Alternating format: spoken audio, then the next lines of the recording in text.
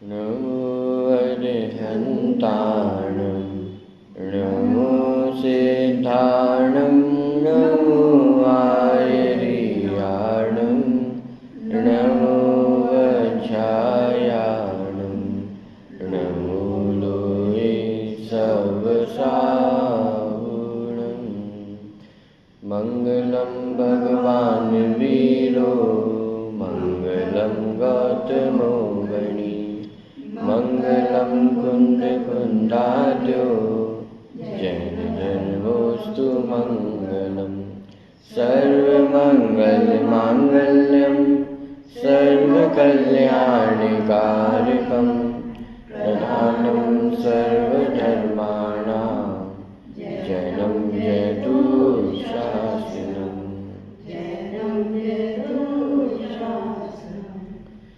नमः श्रीवर्धमानाय निर्धूतकलिलात्मने सालोकानां त्रिलोकानां यद्विद्यादर्पणायते।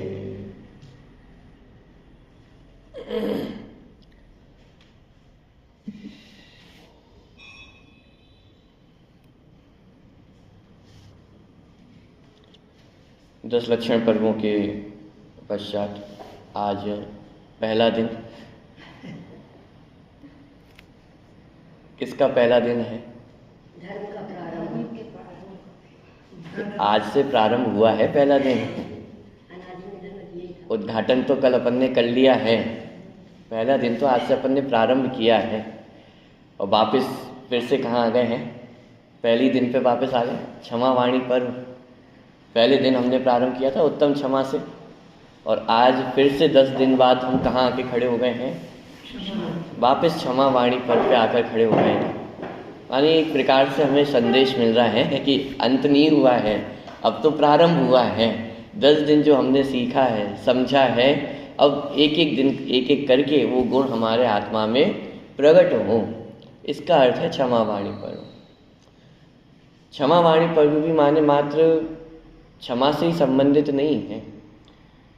10 धर्मों की हम जब आराधना की है, जैसे घड़ा हो उसमें अपन पानी डालते जाएं, तो एक समय ऐसा आएगा जब वो एकदम लबालब हो जाएगा, उसके बाद पानी उसमें से बाहर आने लगेगा, छलकने लगेगा।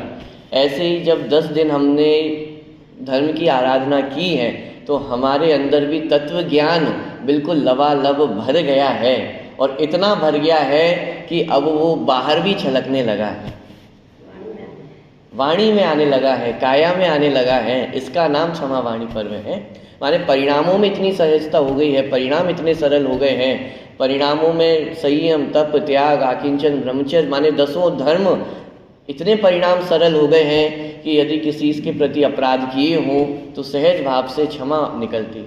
किसी ने अपराध हमारे प्रति किए हो तो उनके प्रति भी क्षमा होती है। अपने मान कषाय का त्याग है, माया कषाय का त्याग है। वास्तव में दादा ने लिखा ये क्षमा वाणी पर्व नहीं है, क्षमादि वाणी पर्व है।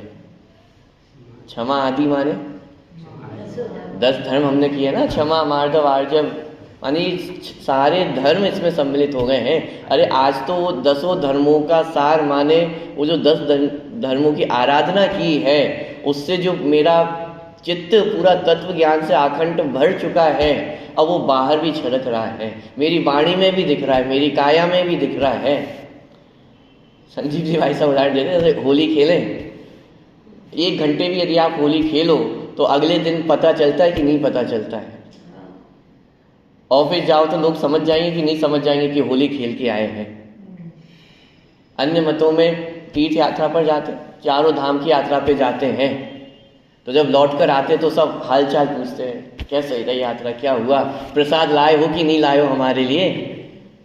ऐसे हमने तो ये 10 दिन 10 धर्मों की होली खेली है। ये 10 दिन हम धर्म यात्रा पे गए हुए थे, और जब हम लौट कर वापस आए हैं तो हम भी आपसे पूछ रहे हैं हमारे लिए क्या लेकर आए हो, कौन सा प्रसाद लेकर आए हो। ये 10 दिन आपने होली खेली है, रंग चढ़ा कि नहीं चढ़ा। ये क्षमा वाणी पर्व, ये रंग चढ़ने का पर्व है, ये प्रसाद देने का पर्व है। अरे 10 दिन हमने धर्मों की आराधना की है, अब वाणी में भी वो क्षमा आती। वाणी से भी मान कषाय घट गई है, काया में भी मान कषाय नहीं दिखेगी, मायाचारी का भाव हो गया है, लोभ का भाव हो गया है। इसका अर्थ है रंग चढ़ना। इसका अर्थ है क्या लेकर आए हो, हमारे लिए क्या लेकर आए हो, कैसे दिखाएं, क्या लेकर आए हैं। तो वाणी और मन, वाणी से ही तो प्रकट होगा, वचनों से ही तो, काया से ही तो प्रकट होगा। आपके मन में जो है वो 10 दिन आपने आराधना की है, लेकिन अब वो दिखना भी तो चाहिए, प्रकट भी तो होना चाहिए। ये 10 दिन की आराधना, ये क्षमा वाणी पर्व है। तो साहब क्षमा वाणी नाम क्यों रखा, कुछ और नाम क्यों नहीं रखा? अरे नाम और बड़ा कर दो तो बहुत बड़ा हो जाता है, नाम तो छोटे ही रखा जाए। आप अपनी दुकान का नाम रखते हो, क्या रखोगे? 3 भाइयों की दुकान है, तो जो बड़े भाई का नाम है वो रख दिया। तो तीनों भाइयों का नाम रखेंगे तो बहुत बड़ी हो जाएगी। फिर तीनों भाइयों का रखो, फिर माता पिता का भी रखो, फिर पूर्वज का भी रखो, किस किस का रखेंगे? जो समझदार होते हैं वो समझ जाते हैं, और जिसको नहीं समझना होगा नहीं समझेगा। पॉइंट पकड़ में आ रहा है? हमारे क्षमा वाणी पर्व, तो क्षमा कहाँ है, लेकिन सारे धर्म इसमें गर्वित हैं। सारे धर्मों का प्रगटीकरण वो आज क्षमा वाणी पर्व है। हमारे अंदर में समा नहीं रहे हैं वो भाव, तो बाहर आ ही रहे, क्या करें, छलक रहे हैं। इसका नाम क्षमा वाणी पर्व है। दूसरी बात ये भी तो है, कल ही हमने समझा था कि ये अंतिम दिन नहीं है, ब्रह्मचर्य धर्म अंतिम दिन नहीं है, बल्कि पहला दिन तो आज से प्रारंभ हुआ है। वापिस हम कहाँ पे आ गए? क्षमा पे। अब पुनः क्षमा की आराधना करें, फिर मार्दव, आर्जव, सत्य, शौच, इन सबकी आराधना पुनः पुनः फिर से, क्योंकि अब तो स्टार्ट करना है। अभी तो आपने क्लास पढ़ी है, समझी है, लेकिन एग्जाम तो अब देना है, असली परीक्षा तो अब है। 10 दिन क्लास अब अटेंड की है, उसका कोई फायदा हुआ कि नहीं हुआ समझ में तो अब आएगा ना। पॉइंट पकड़ में आ रहा है? 10 दिन तो आपको जबरदस्ती कैसे ना कैसे आपको ले आए। 10 दिन के नाम पर ही सही, कम से कम मंदिर आओ तो, पूजन करो तो, भक्ति करो तो, स्वाध्याय पढ़ो तो। 10 दिन तो पकड़ कर लाए थे अब, लेकिन 10 दिन आने का कोई फायदा हुआ कि नहीं हुआ वो तो अब से पता चलेगा। समझ में आ रहा है? मानिए क्षमा वाणी पर्व, अंदर में वीतराग भावों की इतना बढ़ जाना, इसका नाम क्षमा वाणी पर्व है। और जब अंदर में सहजता हुई, अंदर में परिणाम मंद हुए, अंदर में कषायों का भाव हुआ है, तो बाहर में भी सहज ही सभी जीवों के प्रति वो क्षमा का भाव होता ही होता है। ना हो ऐसा कैसे हो? जब मैं भी अपने आप को भगवान आत्मा देख रहा हूँ, आप भी अपने आप को भगवान आत्मा देख रहे हो, कौन छोटा है कौन बड़ा है? सबके प्रति क्षमा का भाव, और किसी ने अपराध किया हो तो उसके प्रति भी क्षमा का भाव। मुझसे कोई अपराध हुआ हो तो क्षमा मांगने का भाव, इसका नाम क्षमा वाणी पर्व है। अब एक एक दिन करके, से दादा ही उदाहरण दिया करते थे जब भी चर्चा चलती थी क्षमा वाणी पर्व की, कि 10 दिन आपने कार्य कर लिया है ना, 10 दिन करके सच सच बताना आपको कैसा लगा। साहब अच्छा लगा, कुछ भी हो, थोड़ी शांति तो मिली, कुछ भी हो। यदि 10 दिन यदि थोड़ा सा भी अच्छा लगा तो फिर 11वें दिन करने में दिक्कत क्या है? जैसे 10 दिन आप आ गए, भले ही जबरदस्ती आए हो, कैसे भी आए हो, लेकिन सच सच बताना आकर के कैसा लगा, ये 10 दिन आराधना करके कैसा लगा, परिणाम शांत हुए कि नहीं हुए, कषाय मिटी कि नहीं मिटी। यदि 1% भी यदि सुधार हुआ है तो फिर 11वें दिन करने में दिक्कत क्या है? कुछ बुरा तो नहीं हो रहा है ना आकर के, जो कुछ भी हो रहा है अच्छा ही तो हो रहा है ना। साहब डेली नहीं आ सकते, अरे डेली मत आना, एक दिन तो आ सकते हो, 11वें दिन आ जाओ, हम 12वें दिन की बात नहीं कर रहे हैं, 11वें दिन तो आ सकते हो ना, 11वें दिन आ जाओ। 11वें दिन कैसा लगा? या आज भी अच्छा लगा, बढ़िया लगा, तो एक काम करो, एक दिन कल और आ जाओ, कल तो आ सकते हो ना, साहब आ सकते हैं, कल भी आ सकते हैं, एक एक दिन करके बढ़ाते जाओ ना। कौन कह रहा है आप आजीवन नियम ले लो? हम तो कह रहे हैं एक एक दिन का नियम तो ले सकते हो, एक एक दिन बढ़ते बढ़ते आगे बढ़ते चले जाओ। अरे 365 दिन होते हैं, आप समय सार जी की एक एक गाथा भी एक दिन याद करोगे तो कितनी याद हो जाएंगी एक साल में? हम थोड़ी ना कह रहे हैं आप एक ही दिन में पूरी गाथा याद कर लो, एक दिन में एक गाथा भी याद करोगे तो साल भर में 50 साल निकल गए, आपको 10 गाथा भी याद है कि नहीं है पता नहीं है। हम कब कह रहे हैं आप एक साथ कर लो, ये तो कह रहे हैं एक दिन में एक कर, एक एक स्टेप करके आगे बढ़ो ना, क्या दिक्कत है। एक दिन अच्छा लगा, अगले दिन की तो गारंटी है, अगले दिन आ जाना। नहीं लगे अच्छा तो मत आना। आज तो अच्छा लगा है ना, तो कल आ जाओ, कल अच्छा लगेगा तो परसों आ जाओ, उसमें क्या दिक्कत है। दादा उदाहरण देते थे बहुत, माने उसको तो विस्तार करके, संक्षिप्त में मैं बता रहा हूँ। जैसे दो पति पत्नी थे, उन आपस में डाइवोर्स ले रहे थे, तो डाइवोर्स लेते तो 6 महीने का पीरियड होता है, पहले अलग अलग रहना पड़ेगा। 6 महीने अलग अलग रह रहे थे।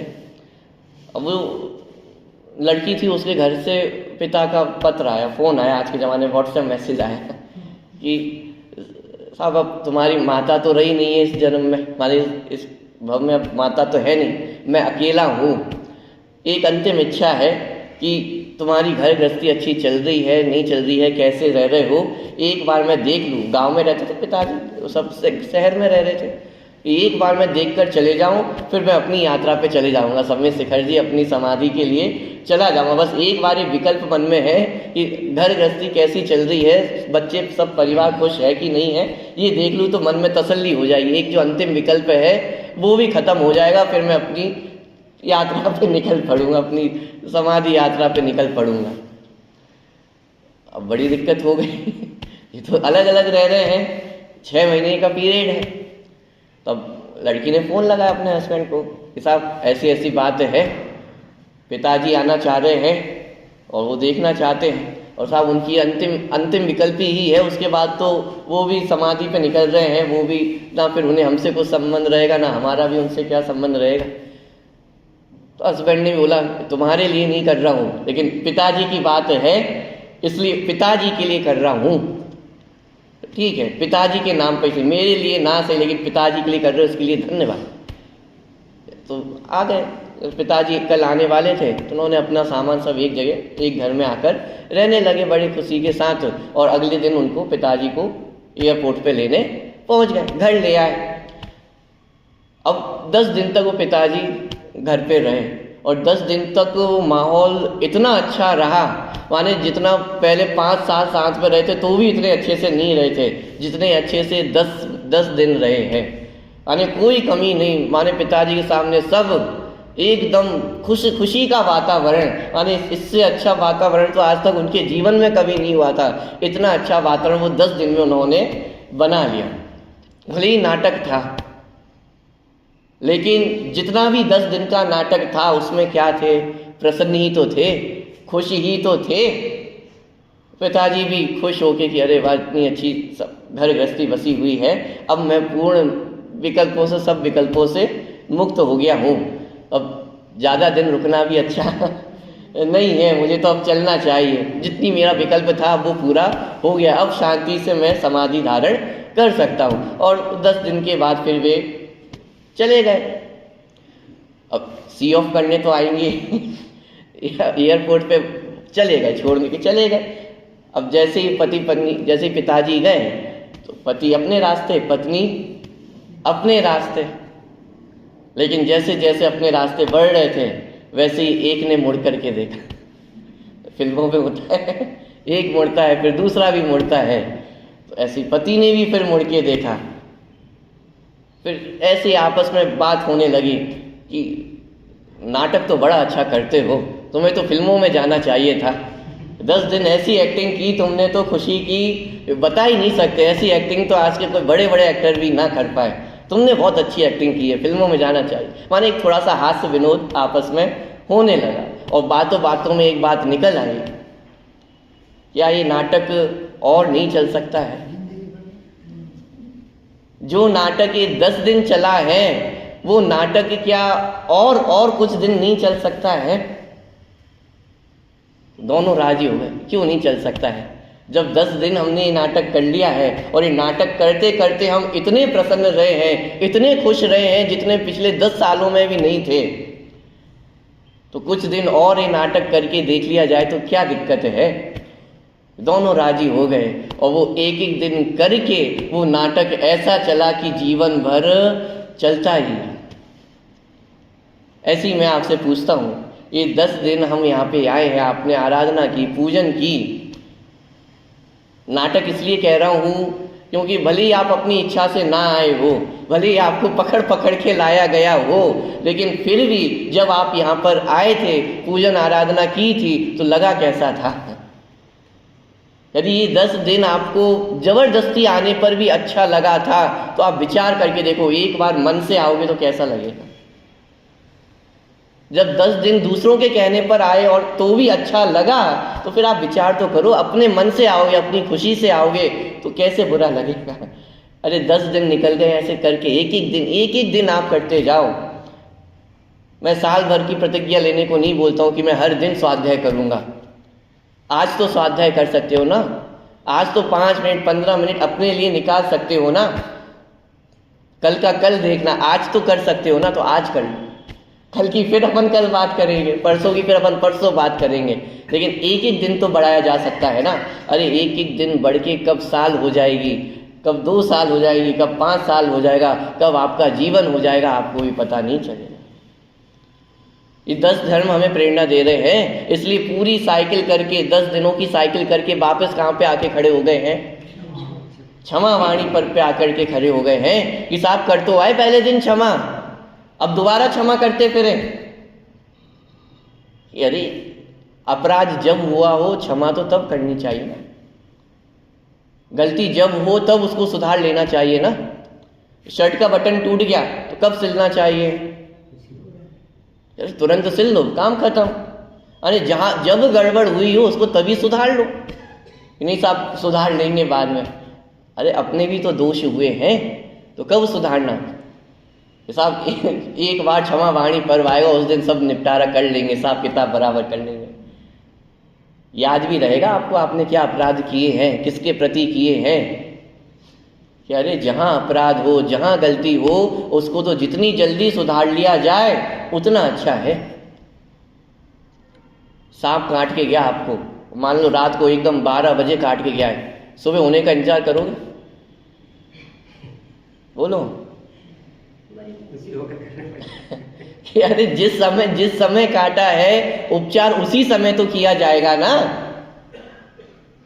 क्रोध का भाव आया तो उसको दूर कब करना?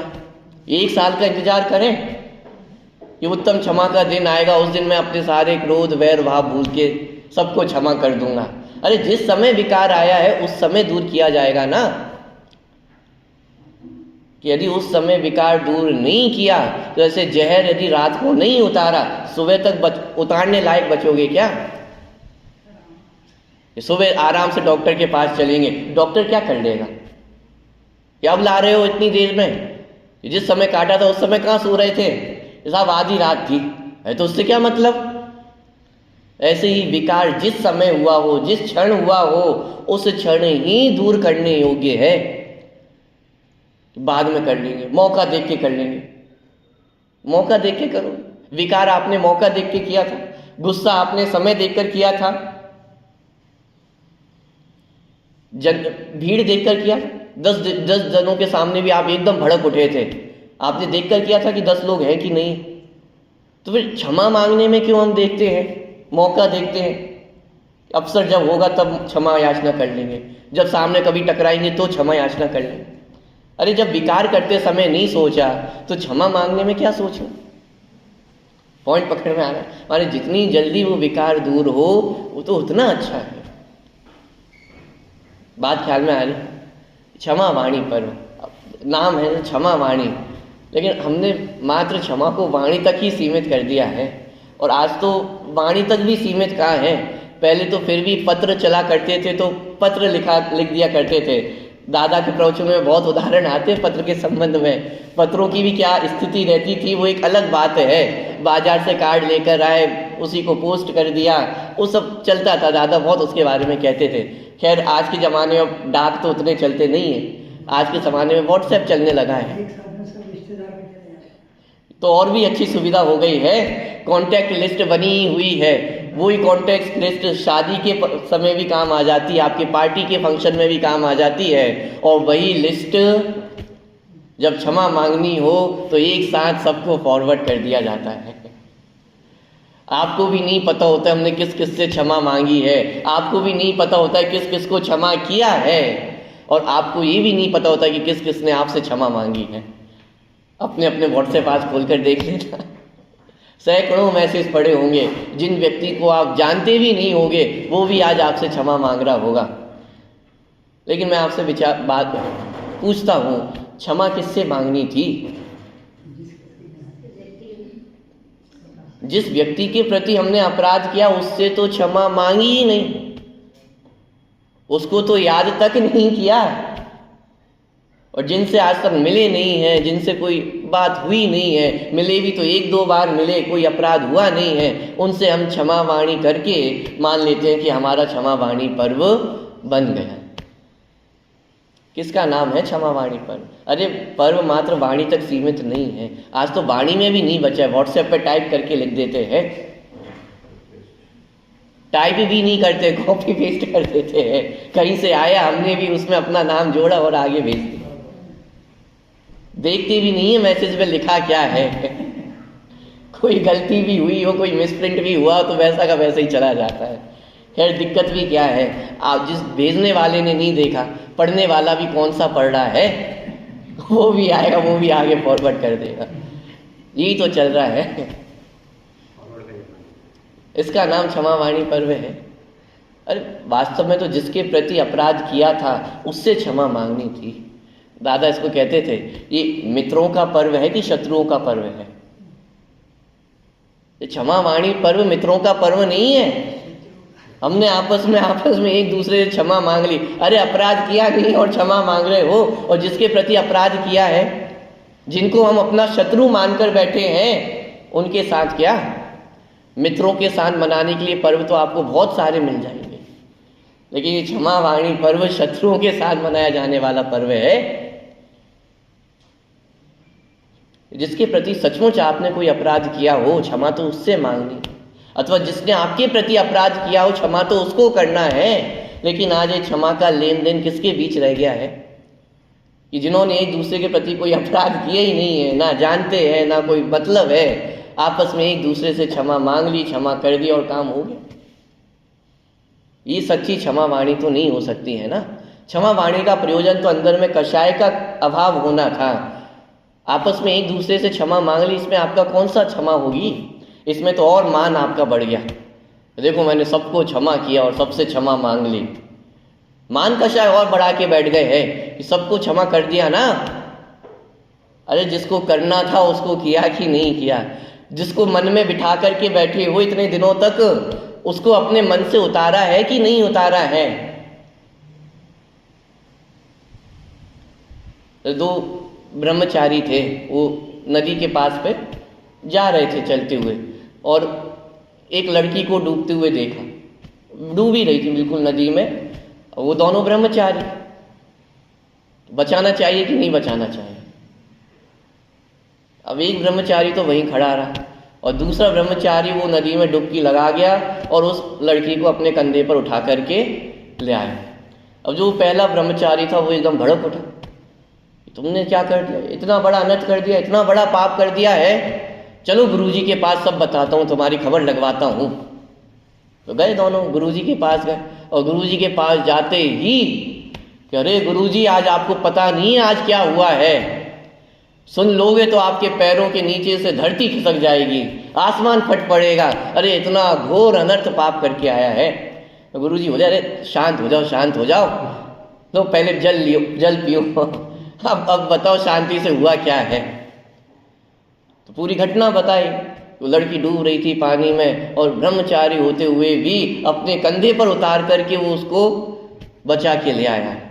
गुरुजी ने क्या बोला कि अरे उसने तो लड़की को उस नदी के किनारे पर ही उतार दिया था, लेकिन तुम तो अभी भी उस लड़की को अपने माथे पर लेकर आए हो, तुमसे तो अभी भी वो लड़की उतरी नहीं है। पॉइंट समझना।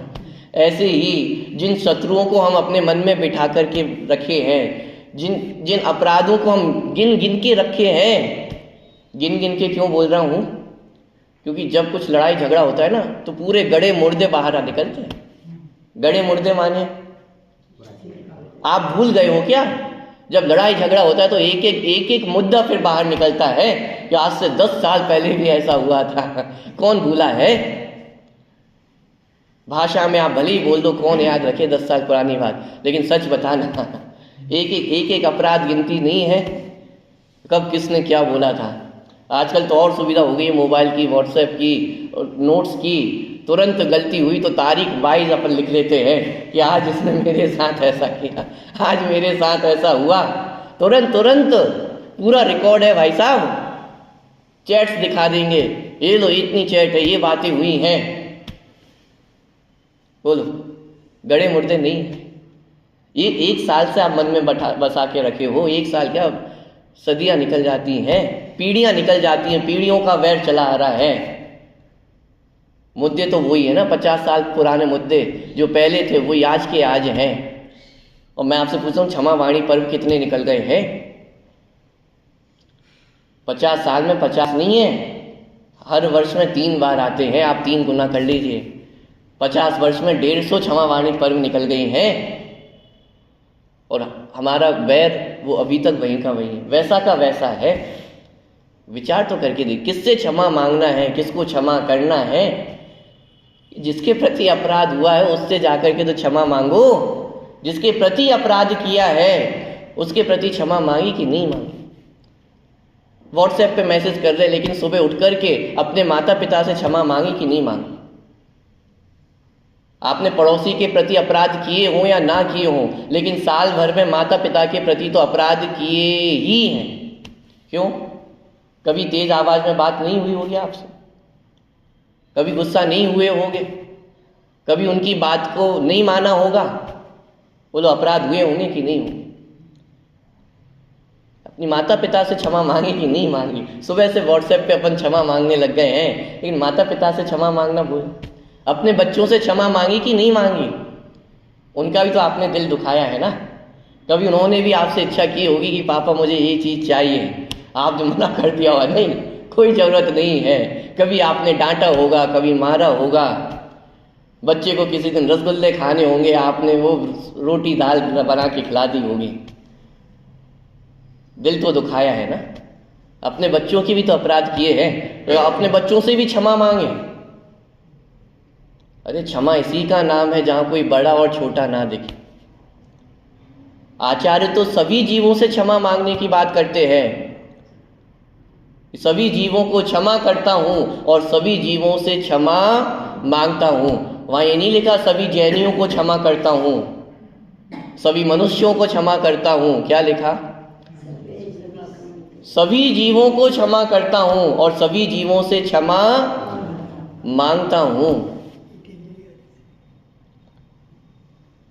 आपके घर में काम करने वाले जो नौकर हैं, जीव है या नहीं है? विकल्प भी आता है कभी कि अरे उनसे भी तो क्षमा मांगनी है। क्यों? उनके प्रति आपने अपराध नहीं किए होंगे। कभी आपने चिल्लाकर उनसे बात नहीं की होगी, कभी गुस्से में आपने उनसे बात नहीं की होगी, कभी सैलरी देने में 2 दिन लेट नहीं हो गए होंगे, कभी अति भारारोपण नहीं किया होगा।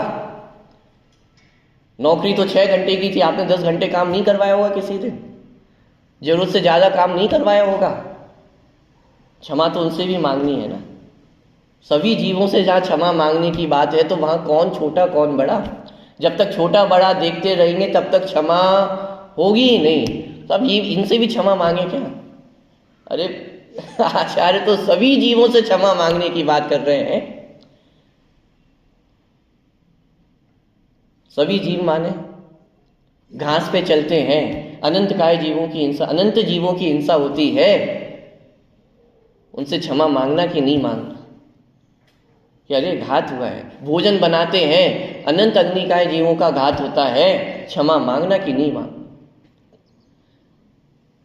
आपको क्या लग रहा है? जैसे अपन बोलते ना कि साहब जैनियों को तो अहिंसक आचरण ही करना चाहिए, व्यापार भी कैसे होने चाहिए? अहिंसक होने चाहिए, खेती बाड़ी नहीं करनी चाहिए। मैं आपसे पूछता हूँ, आप खेती नहीं करते तो आपको पाप नहीं लग रहा है? ये भोजन के आसमान से टपक कर आ रहा है। अरे आपके निमित्त से इतनी खेती हो रही है पूरे विश्व भर में। क्यों? आपका नियम है क्या कि हम सिर्फ वाशिम के खेतों का ही अनाज लेंगे? आपको तो पता भी नहीं है कहाँ का अनाज आ रहा है, कौन सा अनाज आ रहा है, कहाँ के फल आ रहे हैं, क्या आ रहा है। अरे विश्व में जितनी खेती हो रही है आपके निमित्त से हो रही है, हमारी निमित्त से हो रही है। आप सेवन कर रहे हो कि नहीं कर रहे हो? पॉइंट समझ में आ रहा है? किससे क्षमा मांगना है कि साहब हम तो बहुत अच्छे हैं। अरे विचार तो करो, आपके निमित्त से भी कितनी हिंसा हो रही है। घर गृहस्थी में तो हर समय कुछ ना कुछ कार्य होता है तो हिंसा होती ही है। तो जहाँ आचार्य उन जीवों से भी क्षमा याचना की बात कर रहे हैं, किन जीवों से? जिनको आपकी क्षमा सुनाई देने वाली नहीं है, जिनको आपकी क्षमा दिखाई देने वाली नहीं है। लेकिन जब उन जीवों से भी क्षमा मांगने की बात है तो फिर जो मनुष्य हैं जिनके प्रति सचमुच हमने, जिसको हम जानते भी हैं कि हमने अपराध किया है, तो उनसे क्षमा क्यों ना मांगे? कोई छोटा बड़ा नहीं है, यही क्षमा है। जब तक छोटा बड़ा दिखता रहेगा तब तक आप क्षमा नहीं मांग पाओगे। यदि थोड़ा सा और कहूं कि जिसे हम नीच जाति कहते हैं, नीच कुल कहते हैं, जो आपके घर में साफ सफाई करने आते हैं, जो आपकी रोड साफ करते हैं, वो भी जीव है या नहीं है? और जब ये कहा कि मैं सभी जीवों को क्षमा करता हूं और सभी जीवों से क्षमा मांगता हूं, तो उसमें वो भी तो शामिल हो गए हैं। अरे विश्व का एक एक जीव, उससे हम क्षमा मांग रहे हैं। क्यों? क्योंकि 10 दिन आराधना करके हमारे अंदर भी इतनी पवित्रता जागृत हो गई है, वो बाहर छल के बिना नहीं रहती है। वो भाव आता ही है कि यदि मुझसे कोई अपराध हुआ है तो उसकी क्षमा क्यों ना। तो फिर आप कह सकते हो कि साहब हम तो क्षमा मांगते हैं लेकिन सामने वाला क्षमा करते ही नहीं। सामने वाला भी तो क्षमा करे तब तो हम क्षमा मांगे। मैं आपसे पूछता हूँ, ये क्षमा करना या क्षमा मांगना, इसमें दो लोगों की आवश्यकता है क्या? मैं यदि यहां बैठकर कहूं कि मैं सभी वाशिम नगर वासियों को क्षमा करता हूं, आप कहोगे पागल हो गए हो क्या? क्या बातें कर रहे हो? सोच समझ के तो बोलो क्या बोल रहे हो। लेकिन मैं आपसे पूछता हूं, आचार्य ने भी तो लिखा मैं सभी जीवों को क्षमा करता हूं। उन्होंने अपेक्षा रखी कि सामने वाला क्षमा करेगा कि नहीं करेगा। अरे क्षमा मांगने में तो मान कषाय का अभाव है। क्षमा कौन मांग सकता है? कि जिसके अंदर अकड़ खत्म हुई हो, जिसके अंदर मान कषाय का अभाव हुआ हो, वही तो झुक सकता है, वही तो विनय को प्राप्त हो सकता है। तो मैं आपसे पूछता हूं, अपनी मान कषाय का अभाव करने के लिए आपको किसकी जरूरत है? तो सामने वाला यदि क्षमा नहीं करेगा तो आप अपनी मान कषाय दूर नहीं करोगे, रख के बैठे रहोगे कि नहीं अब सामने वाला क्षमा ही नहीं कर रहा है, मैं तो रख के बैठूंगा अपनी मान कषाय। अरे आप तो क्षमा मांग सकते हो ना, सामने वाला क्षमा करे या ना करे, लेकिन आपको तो आपकी मान कषाय का अभाव करना है ना। आपने तो अपनी क्षमा मांग ली है ना। लेकिन अभी तो हाल ये है कि क्षमा मांग के कर भी अकड़ते हैं। क्यों? गलती हो गई हो तो क्या कहते हैं, अरे गलती हुई थी, क्षमा मांग तो लिया, और क्या चाहते हो? अब बोलो मतलब क्या? अब तुम क्षमा मांगो, क्यों? तुमसे भी तो अपराध हुआ है, यही तो मतलब हुआ ना कि मुझसे गलती हुई, मैंने क्षमा मांग ली, देखो अब तुम्हारी बारी। इसका मतलब क्या हुआ? मान कषाय कहाँ गई है? अकड़ कहाँ गई है? आपने तो क्षमा मांगने पर भी मान कषाय का ही पोषण किया। तो मैंने क्षमा मांग ली तो मैं तो बड़ा हो गया हूं, अब तुम बताओ, इसका नाम सच्ची क्षमा है क्या? विचार करना माने क्षमा माने अपनी मान कषाय का अभाव होना। इसमें यह अपेक्षा नहीं है कि सामने वाला हमें क्षमा करे कि नहीं करे, और नहीं करेगा तो आप क्षमा नहीं मांगोगे क्या? दादा ने बहुत अच्छा वो रूपक पूरा तैयार किया है। माने एक घर में 2 भाई हैं और 2 भाइयों की बिल्कुल भी नहीं बनती थी, एकदम लड़ाई झगड़ा सब कुछ। तो परिवार वालों ने एक दिन सोचा कि सुलह करा ही दी जाए। कब तक एक ही घर में रहते हुए अलग अलग चौका लग रहा है, अलग अलग सब रहन सहन हो रहा है, एक ही घर में रहते हुए एक दूसरे को देखना भी पसंद नहीं करते हैं। जब साथ रहनी ही है तो सुलह करके रह लो ना एक साथ। परिवार वालों ने सोचा कि चलो अब नहीं मान रहे तो हम ही जबरदस्ती करवा दे, सुलह करवा देते हैं। दोनों भाइयों को बोला गया कि आप भी क्षमा मांग लो, आप भी क्षमा मांग लो। तो फिर प्रश्न खड़ा हुआ कि मैं किस बात की क्षमा मांगू? गलती तो उसने की थी, गलती तो छोटे ने की थी, मैं क्यों क्षमा मांगू? अपराध तो उसका है। छोटे के पास पहुंचे तो बोलता है कि मैं क्यों क्षमा मांगू, अपराध तो बड़े का है। अब दोनों फिर भी समझा लिया, बुझा लिया कि चलो अपराध को किसी का भी हो, क्षमा करने वाला तो बड़ा होता है ना, तो तुम अपने आप को बड़ा समझ के क्षमा कर दो। तो फिर भी क्षमा करने की शर्त लिखी जाएंगी कि मैं क्षमा कर तो दूं, लेकिन अभी लेकिन में जो भी शर्तें होंगी इसका नाम क्षमा है। और कोई ऐसा आपने ड्राफ्ट तैयार कर भी लिया, कोई आपने ऐसा लेख बना भी लिया कि सब दोनों की सारी शर्तें पूरी हो जाए, लेकिन उसके बाद भी मैं आपसे पूछता हूँ, इसका नाम क्षमा वाणी पर्व है क्या? सच्ची क्षमा हो गई है क्या? आज एक दूसरे को क्षमा किया बोल भी देंगे, लेकिन क्या भरोसा है कि आगे भी ये क्षमा ऐसी बनी रहेगी? अरे क्षमा तो अंतर में कषाय का अभाव होने का नाम था ना। क्षमा करना माने क्या? कि अंदर में जो क्रोध था वो दूर होना। क्षमा मांगने में मान कषाय का भाव है और क्षमा करने में क्रोध कषाय का भाव है। तो कैसे क्षमा कर दूं, इतना बड़ा अपराध किया है, यानी क्रोध कषाय है। क्षमा करना क्रोध कषाय का भाव है। आप अपने क्रोध को दूर कर रहे हो। क्षमा करके ऐसा लगता है कि हम जैसे किसी दूसरे पे उपकार कर रहे हो। व्यवहार में समझाया जाएगा क्षमा करने वाला भी अनंत उपकारी है। क्यों? क्योंकि वो जो क्षमा मांग रहा है उसके सिर पे एक बहुत बड़ा बोझ था कि मैंने अपराध किया है और एक बार यदि क्षमा मिल जाए तो मेरे सिर से वो बोझ उतर जाएगा। क्षमा करने वाले को उपकारी कहा है, लेकिन उपकारी मान मत लेना अपने आप को। क्या कहा है, प्रशंसा की है, लेकिन क्षमा करके आपने सामने वाले पे उपकार किया है या अपने ऊपर उपकार किया है? क्रोध कषाय तो अपनी मिटानी थी ना। क्षमा क्यों नहीं कर पा रहे थे? क्योंकि अंदर क्रोध बसा हुआ था, अंदर दुख बसा हुआ था कि अरे उसने मेरे साथ बुरा किया है, कैसे क्षमा कर दूं? तो क्षमा नहीं कर पा रहे थे तो दुखी कौन हो रहा था? दुखी तो स्वयं हो रहे थे ना। सामने वाला व्यक्ति तो भले ही अपराध करके अपने उसने क्षमा मांग ली हो, वो तो अपने आप में निर्वार हो भी गया होगा, लेकिन आपके दिल से अभी वो पत्थर उतरा है क्या?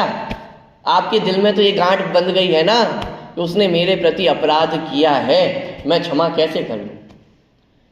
तो क्षमा करके आपने सामने वाले पे उपकार किया है या अपने ऊपर उपकार किया है?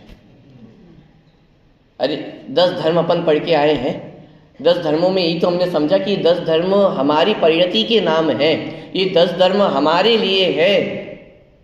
तो फिर क्षमा मांगने में 2 लोगों की कहाँ आवश्यकता है? क्षमा करने में 2 लोगों की कहाँ आवश्यकता है? अरे क्षमा करते हैं तो अपनी क्रोध कषाय का भाव करते हैं, क्षमा मांगते हैं तो अपनी मान कषाय का भाव करते हैं। दोनों ही परिस्थिति में फायदा तो मेरा ही हो रहा है ना। अपना फायदा क्यों ना करें? तो आप सामने वाला क्षमा नहीं करेगा तो वो उसकी कषाय है, वो उसका क्रोध है। आप उसके क्रोध को दूर नहीं कर सकते हो। क्षमा आप मांगना आपका कर्तव्य है, आपकी जिम्मेदारी है। आपसे अपराध हुआ है तो आपको अपना अपराध बोध होना चाहिए और क्षमा मांगनी भी चाहिए। क्या बोल रहा हूं? अपराध बोध होने से काम नहीं चलेगा। जैसा मन में तो बहुत सोच रहा हूं, बहुत गलती हो गई है, आपके सोचने से क्या होता है? अपराध हुआ है तो अपराध की क्षमा मांगनी भी होगी, मन में रखने से नहीं होगा। इसलिए मैंने कहा था 10 दिन तो आपने मन में आपने सोचा जो कुछ भी, ये 11वां दिन तो वाणी में छलकने का दिन है, आपकी काया में बरसने का दिन है कि जो ये 10 दिन अपन ने नहाया है 10 धर्मों में, अब वो बाहर में दिखना चाहिए। क्षमा मांगना, मन में सोच लिया उससे काम नहीं चलने वाला है। अपराध किया है तो यदि अपराध आपने मन में किया था क्या? जब अपराध वाणी में किया था, जब अपराध काया में किया था, तो क्षमा मन में होने से काम चल जाएगा। कि जब अपराध वाणी में है तो क्षमा भी वाणी में होगी, जब अपराध काया से किया है तो क्षमा भी काया से होगी। लेकिन आज भी हम क्षमा मांगने कैसे जाते हैं? अकड़ के जाते हैं। क्षमा मांगने आया हूं, ये कोई स्वरूप है क्षमा मांगने का? मैंने विचार कीजिएगा। क्षमा करना, क्षमा को वीरों का आभूषण कहा है। क्षमा वीरस्य भूषणम। वास्तव में क्षमा करने में वीरता है, लेकिन हमें वीरता किस में दिखाई देती है? आप झुक जाएंगे तो फिर वीरता कहाँ रहेगी? एक चित्रकला का कंपटीशन हुआ ऐसे ही क्षमा वाणी के दिन। हिसाब टॉपिक था क्षमा वीरस्य भूषणम। तो आपको कोई ऐसी चित्रकला बनानी है कि जिसमें क्षमा भी दिखे, वीरता भी दिखे, क्षमा वीरस्य भूषणम। तो एक चित्र जो पहला स्थान जिसने प्राप्त किया था, उसका चित्र कुछ इस प्रकार का था कि एक राजा था और उसके सामने एक शत्रु खड़ा हुआ था, और वो वैसे शत्रु की इमेज कुछ इस तरह की बनी हुई थी, जैसे अपन बनाते ना इल्यूजन टाइप का बनाते हैं कि झुकता हुआ है। तो पहली इमेज झुकती हुई, फिर थोड़ा ऊपर झुकता हुआ, फिर और झुकता हुआ, फिर ऐसे ऐसे करते हुए बिल्कुल खड़ा हो गया है, और राजा उसका सर कलंक कर रहा है। तो इस चित्र को कहा गया कि ये सबसे अच्छा चित्र है। किसका? कि क्षमा वीरस्य भूषणम का।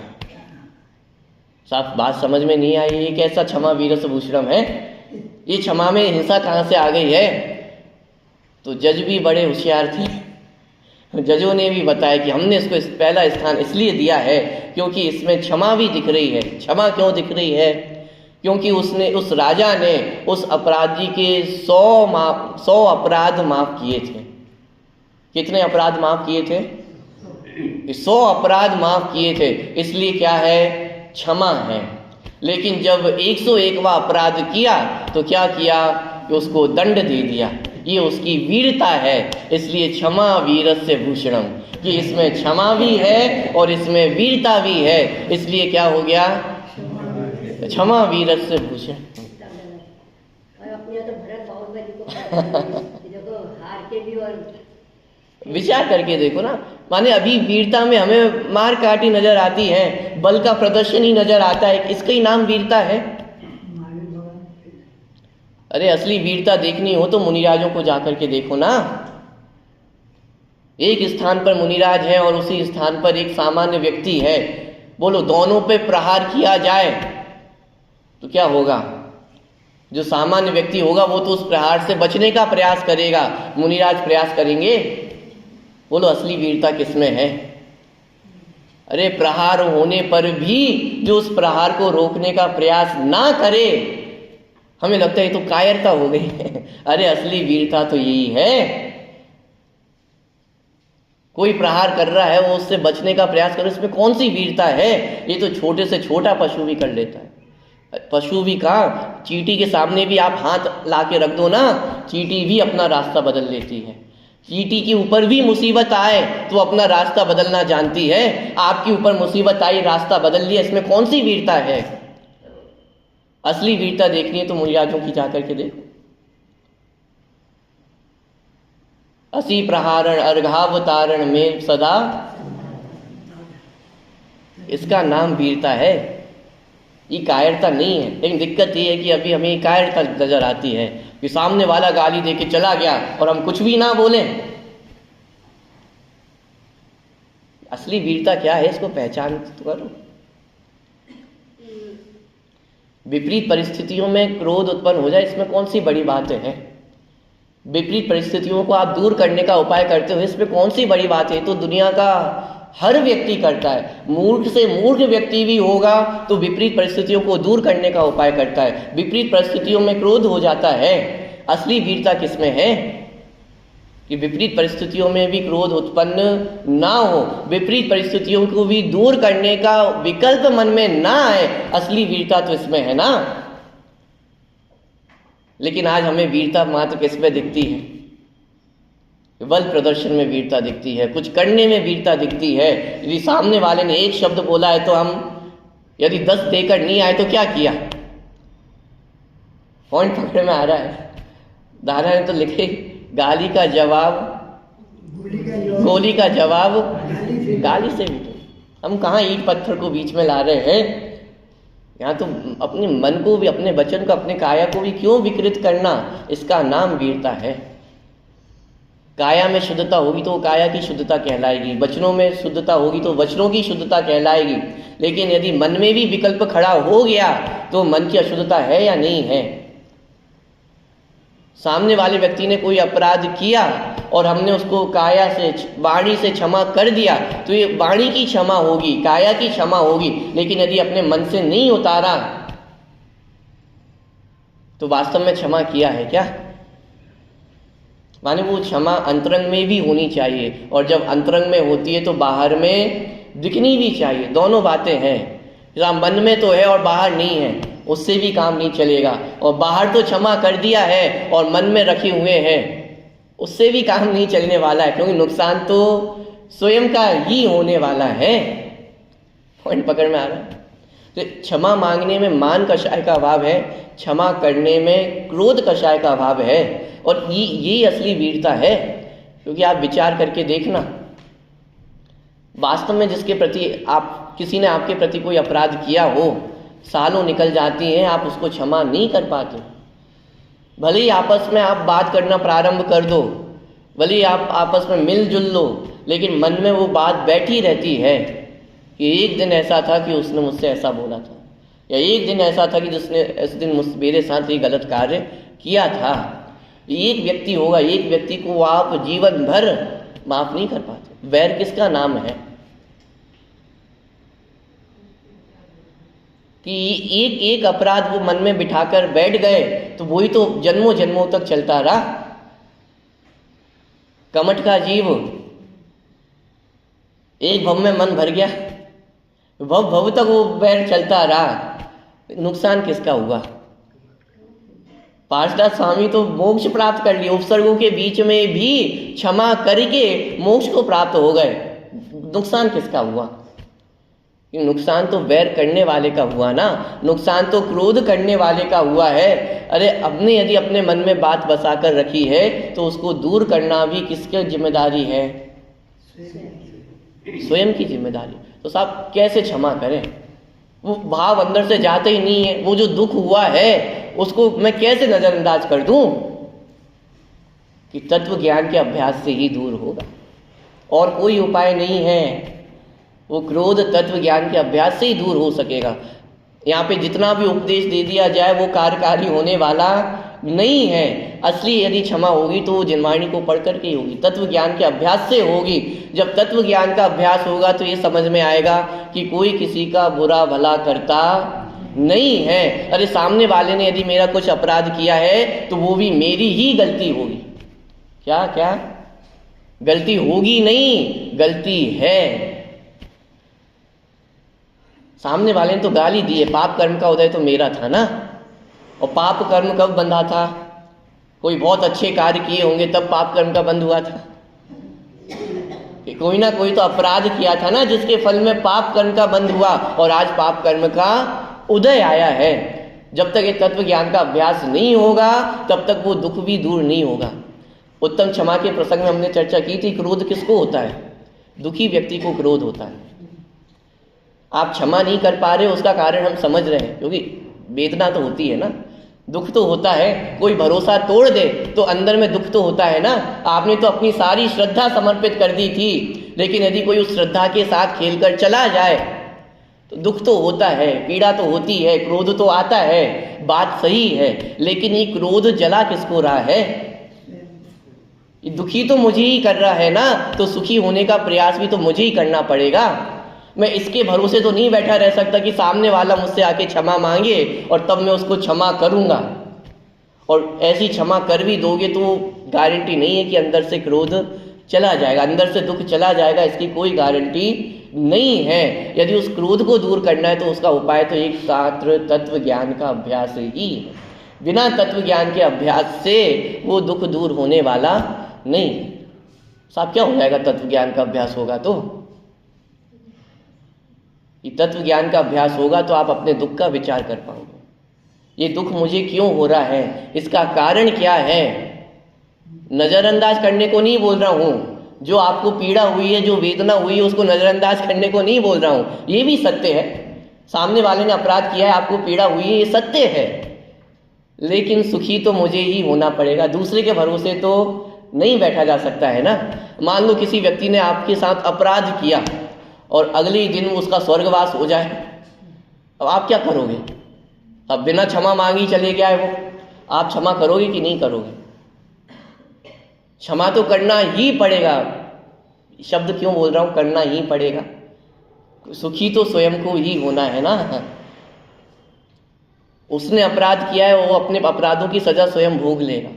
आपको आपको सजा देने की आवश्यकता, ये द्रव्य गुण पर्याय की व्यवस्था पढ़ के आए हैं ना, बहुत सुंदर व्यवस्था है, आपको टेंशन लेने की जरूरत नहीं है। रावण ने अपराध किया तो उसकी सजा अपने आप मिली ना, फिर भले ही चाहे आगे चल के तीर्थंकर बने, आपको कहाँ जरूरत है सजा देने की?